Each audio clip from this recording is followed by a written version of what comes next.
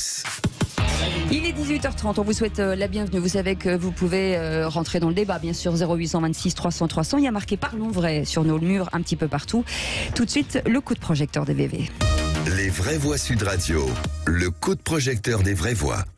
Et faut-il engager la responsabilité des parents d'enfants harceleurs? Pour l'instant, vous dites oui en majorité, à plus de 90%. Et dans l'Oise, on vous rappelle cette vidéo d'un adolescent tabassé qui avait fait le buzz sur les réseaux sociaux.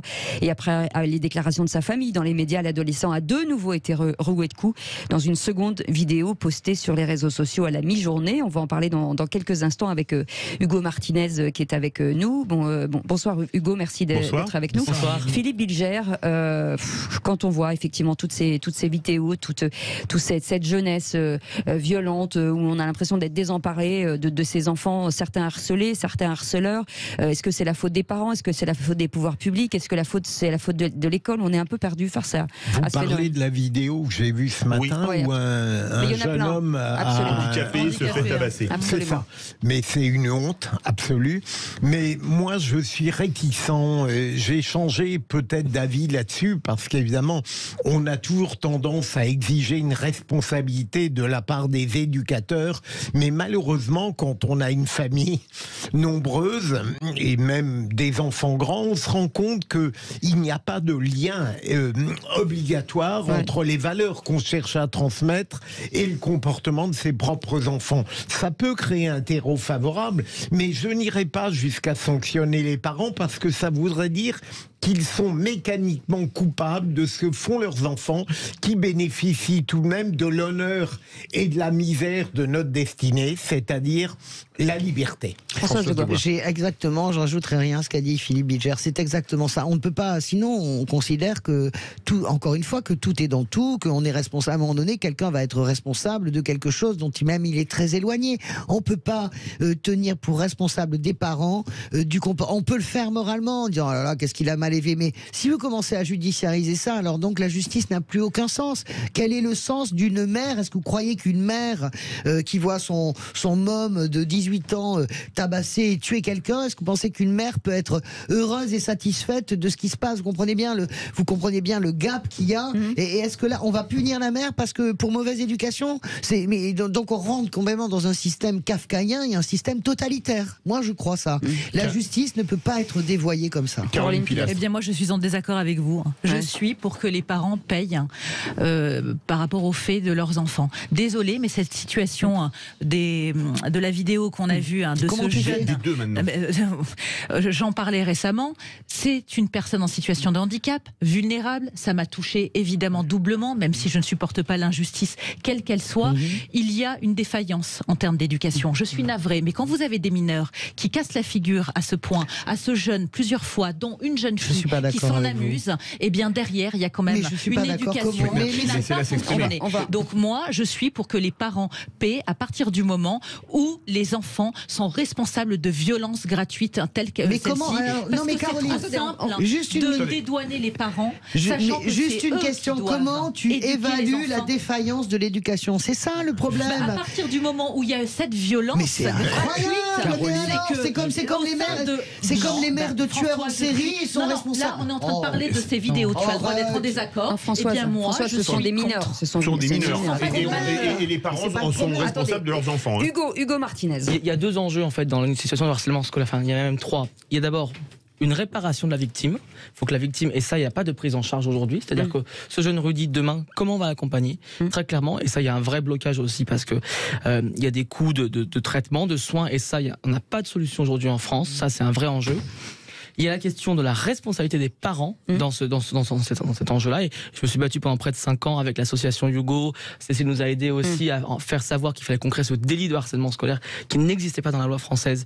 Un droit, tous les enfants de France, de scolarité sans harcèlement, ça n'existait pas. Et ça, on l'a créé. Et ça permet quoi? Ça permet de dire qu'à un moment, il y a un interdit. C'était la pression morale à l'époque. C'était en fait un délit de harcèlement entre adultes et auquel on avait ajouté une circonstance aggravante en disant si la victime était un mineur de moins de 15 ans, il y a une circonstance aggravante. Elle n'était jamais appliquée et la justice s'en dépatouillait comme elle pouvait, c'est-à-dire en faisant rien. Avec ce délit de harcèlement scolaire, qu'est-ce qu'on veut dire? Il y a un interdit.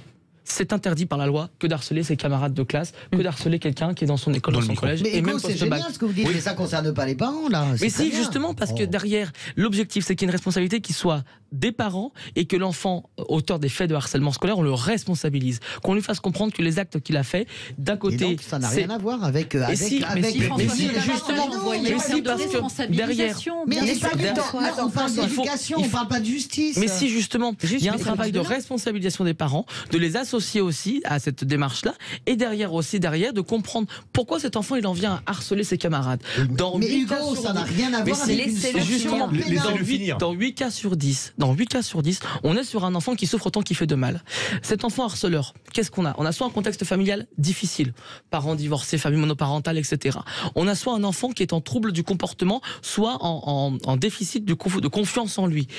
Si les parents derrière, on ne le responsabilise pas, à aucun moment on vient soigner finalement cet enfant qui souffre finalement autant qu'il fait de mal.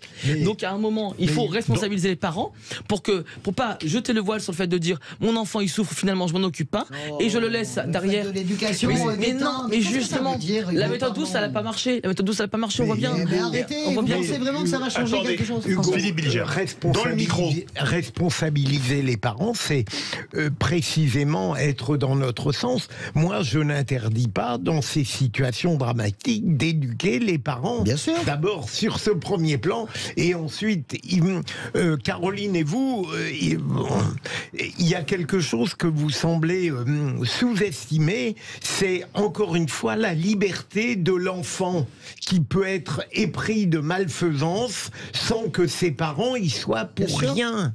Mais les parents sont responsables de l'éducation des enfants quand même. Mais je vais vous dire, moi quand mes enfants ont fait des bêtises vraiment pas graves, type casser un carreau en jouant au foot, et ben j'avais payé le carreau de la personne. Non, mais écoute, donc les parents de ceux qui tabassent le gamin, ils doivent être responsables. Non mais tu te rends compte que dans quoi tu rentres comme société? Tu te rends compte dans quoi tu rentres comme société? Moi je veux sortir de ces Arrêtez, mais c'est orwellien votre truc. Ça veut dire que vous peux être dans un laxisme à ce niveau-là, mais il y a une réalité. Je suis désolée, 4 gamins qui sont en train de tabasser un jeune vulnérable et faible ou qui s'en prennent à une personne âgée. Est-ce que c'est normal? Est-ce qu'il n'y a pas un problème dans la famille? Personne n'a dit que c'était normal, mais tu ne peux pas juger le processus d'éducation d'une famille et encore moins punir des parents pour les actes des enfants. Ça leur enverra un message. Je suis désolée, François. La justice, c'est pas la violence. Quand il y a récidive, et ce qui est souvent le cas, c'est-à-dire que là, il y a eu 2 vidéos, 2 attaques en très peu de temps, les parents ont été informés, il y a un moment, la défaillance, elle est prouvée par A plus B. Quand l'établissement... Mais justement, la défaillance ne pourrait exister que s'il y avait un lien absolument incontournable entre l'éducation défaillante des parents et l'acte commis par le mineur. Il est atroce cet acte, j'ai vu la vidéo. Bien sûr. Mais on ne peut pas incriminer, comme si les parents, en offrant des lumières éducatives à leurs enfants, allaient nécessairement les entraîner vers des actes de pureté. C'est une absurdité. Mais si les parents sont en capacité de démontrer, bah voilà, mon enfant il a eu un premier acte, il a eu une première acte de violence envers un autre de ses camarades. Il y en a un deuxième. Ok, mais moi entre temps, j'ai démontré que mon enfant, je suis allé faire un diagnostic par exemple psychologique, je suis allé faire un médecin, on a essayé de trouver des solutions pour essayer de trouver. Mais vous vous rendez pas compte. Je comprends ce que vous dites, Hugo, mais on est tous d'accord là-dessus. Mais vous rentrez dans une société totalement totalitaire. La justice, c'est pas la vengeance. Vous ne pouvez pas juger des actes. Vous pouvez pas juger de la qualité d'une. Mais comment vous jugez la qualité d'une éducation? Au 0826 300 300. Avec Jean qui nous appelle de Haute-Garonne, 0826 300 300. Bonsoir Jean. Bonsoir. Merci de vous imposer. Jean voulait intervenir. Vous êtes éducateur, je crois? Oui, tout à fait, éducateur spécialisé. Oui. On vous écoute, allez-y. Oui, alors moi je voulais réagir parce que je pense qu'en fait c'est une histoire un petit peu de gradation, c'est-à-dire qu'à un moment donné, avoir un enfant c'est une responsabilité, et moi dans mon métier, ce qui m'ennuie un petit peu dans ce que j'ai entendu, c'est que on peut pas s'échapper à sa fonction parentale. Et je pense qu'à un moment donné, donc il y a des parents qui sont impuissants, ça c'est une chose, mais je pense qu'il y a des parents aussi qui ne respectent pas cette parentalité. C'est-à-dire qu'à un moment donné, quand on abandonne l'éducation de son enfant complètement pour des raisons autres que l'impuissance éducative, c'est ça qui m'embête un peu. Je pense qu'à un moment donné, on doit quand même on doit quand même, il y a une responsabilité des parents qui doit être, qu'on doit juger proportionnellement en fait. Voilà. Donc après c'est un travail qui est très compliqué, évidemment, j'ai entendu. Donc c'est très compliqué de dire voilà. Il n'a pas fini, Françoise. Philippe Bichard. Non, mais Françoise, il peut dire ce qu'il veut. Il a le droit de penser différemment de vous, c'est pas interdit. Écoutez, soyez sympa, on débat, on va pas s'envoyer, on s'envoie pas des couteaux. Là, je dis que d'entendre ça d'un éducateur, c'est dingue, ça me paraît fou. Mais il est sur le terrain, Françoise. C'est pas un problème de terrain.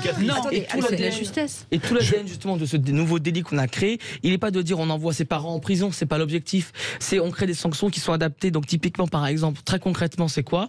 Ça peut être soit donc l'obligation de suivre un stage de sensibilisation aux frais des parents.